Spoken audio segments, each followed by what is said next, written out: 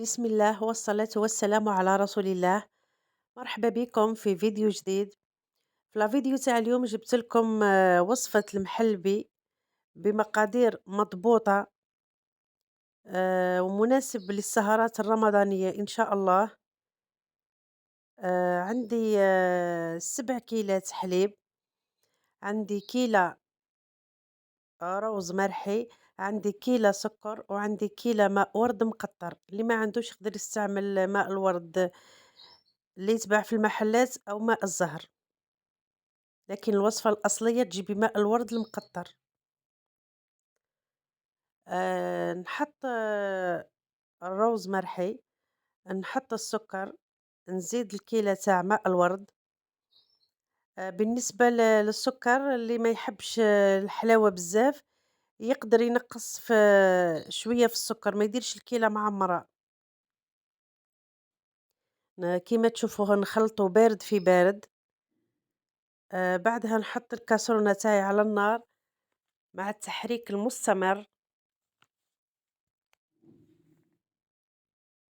باه ما ديرليش هاديك التكتلات تاع الروز في الكاسرونة. نخليهم حتى ي يعقدوا. د درك نعت لكم وقتاه الوقت اللي طفيو عليه النار هاد المحلبي تاعنا. هاو بدا يعقد معانا يختار.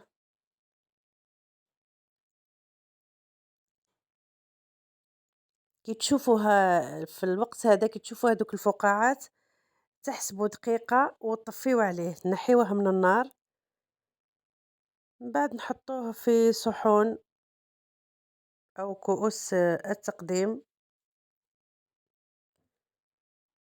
التزيين اختياري، كل واحد والذوق نتاعو.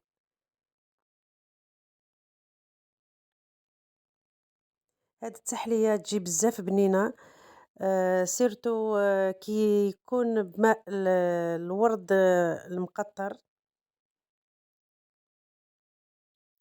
مناسب لسهراتنا الرمضانية كما قلت لكم. نتمنى وصفتي نهار اليوم تنال إعجابكم. نتلاقاو في فيديو آخر بإذن الله. سلام.